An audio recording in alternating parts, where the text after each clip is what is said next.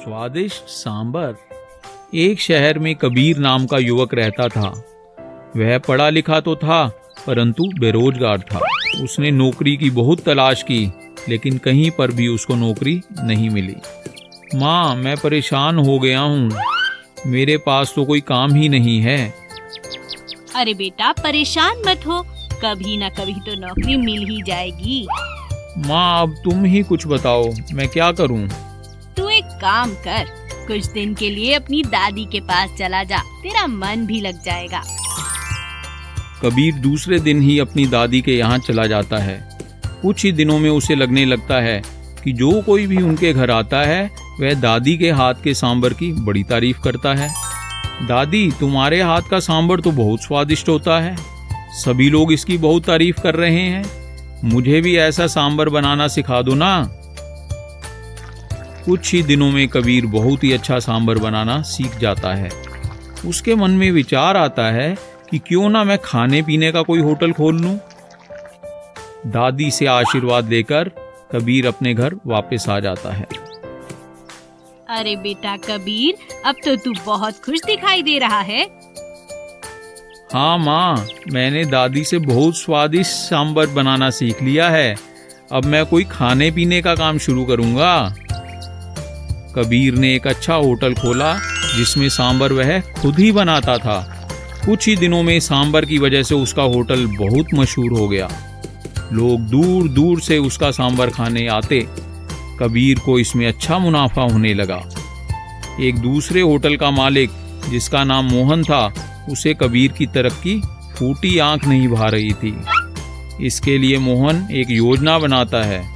वह कबीर के होटल के कर्मचारी जिसका नाम दीपक था उससे बात करता है। भाई दीपक, मैं तुम्हें 3000 रुपये दूंगा। मुझे करना क्या होगा? जब तुम्हारे यहाँ सांबर बन जाए तो उसमें ज़्यादा नमक मिला दिया करो। ऐसा करने से तुम्हारे यहाँ ग्राहक आने कम हो जाएंगे और मेरे यहाँ बढ़ जाएंगे। दीपक मान जाता है। अगले दिन से जैसे ही सांबर बनकर तैयार हो जाता है, दीपक चुपके से उसमें नमक मिला देता है। इस सब से ग्राहकों की शिकायतें बढ़ने लगती हैं।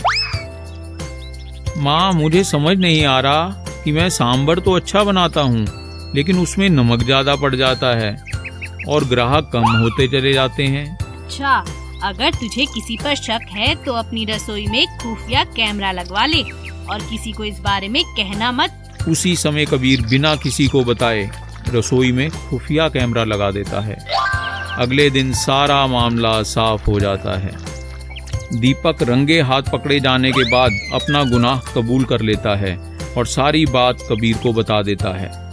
इस बात के लिए मोहन सभी के सामने कबीर से माफ़ी मांगता है।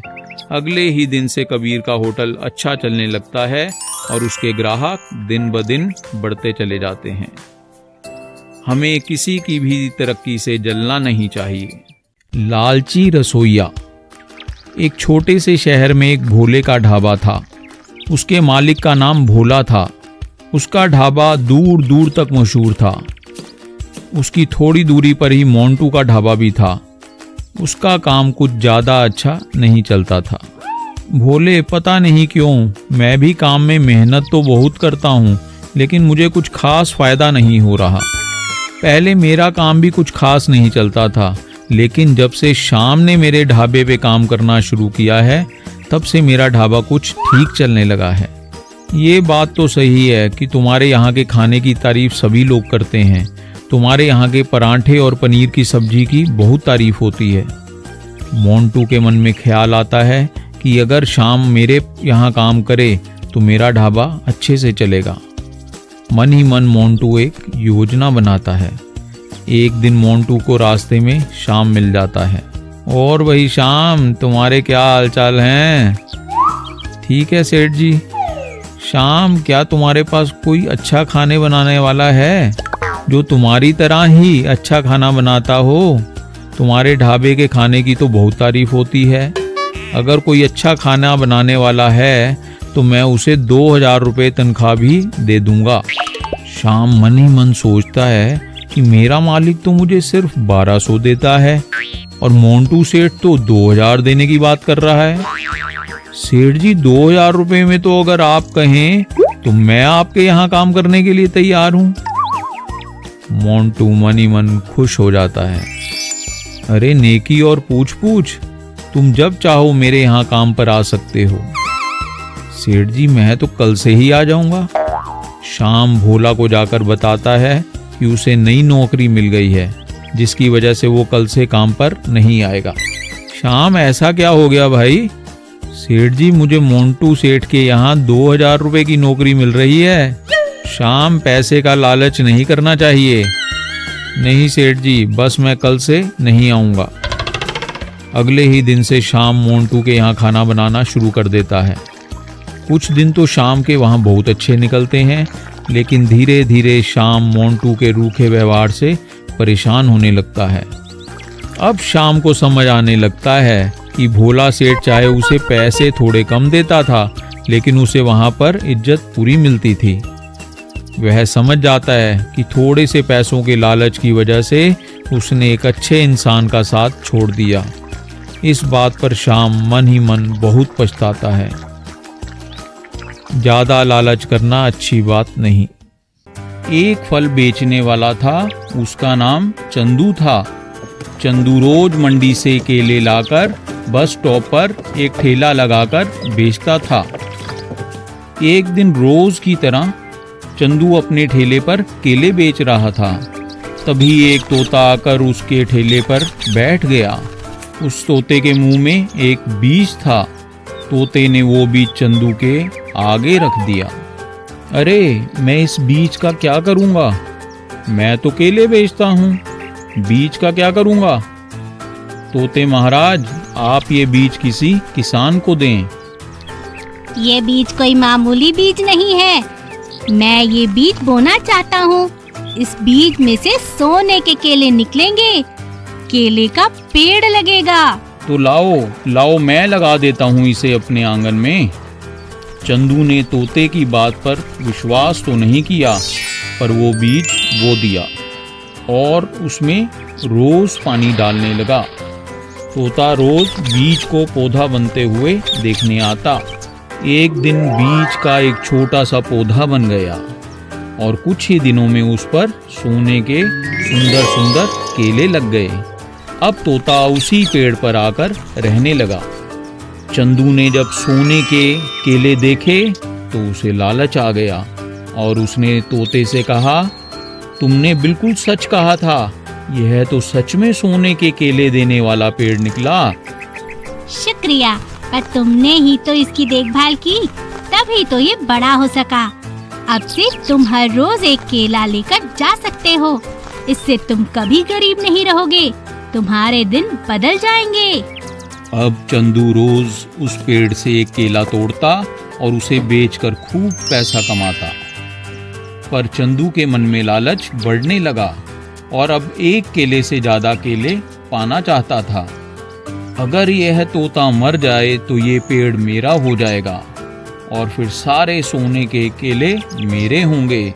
इस तोते को रास्ते से हटाना होगा।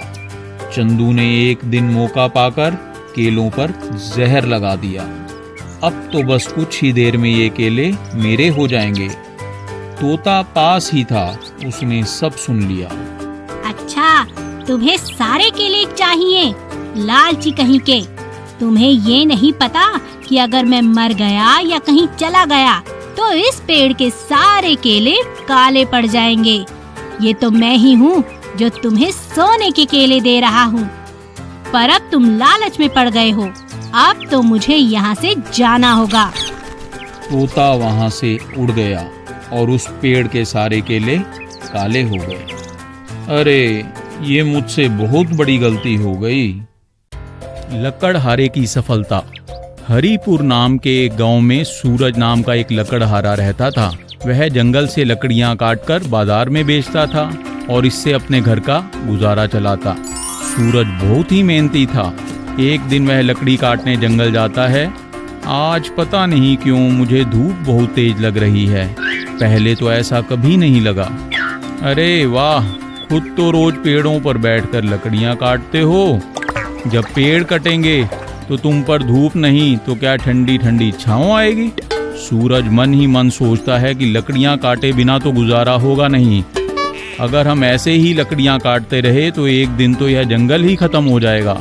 अब से मैं लकड़ियाँ तो रोज काटूंगा, पर अपने घर के आसपास में पेड़ पौधे लगाऊंगा और उनकी देखभाल भी करूंगा।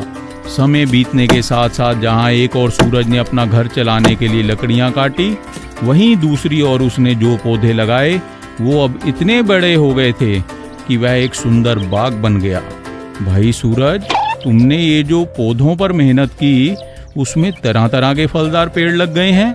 ये सुंदर हरियाली देखकर मन बहुत शांत होता है। इसके मीठे मीठे फल तो तुम बाजार में बेचकर अच्छे पैसे भी कमा सकते हो। भाई, पौधे लगाते वक्त तो मैंने ऐसा कुछ नहीं सोचा कि मेरे फल इतने मीठे होंगे।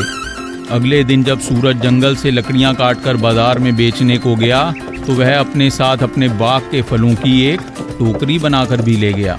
अरे भाई, ये फल कैसे दे रहे हो? 20 रुपए की टोकरी सेठ जी, ले लो। फल बहुत ही मीठे हैं, जरा एक फल तो चखाओ। सूरज ने एक फल सेठ को चखने के लिए दिया।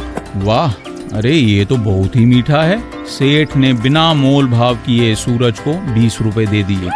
सूरज की खुशी का ठिकाना ना रहा। मैंने तो सपने में कभी नहीं सोचा था कि मैं फल बेचकर भी इतने पैसे कमा सकता हूँ।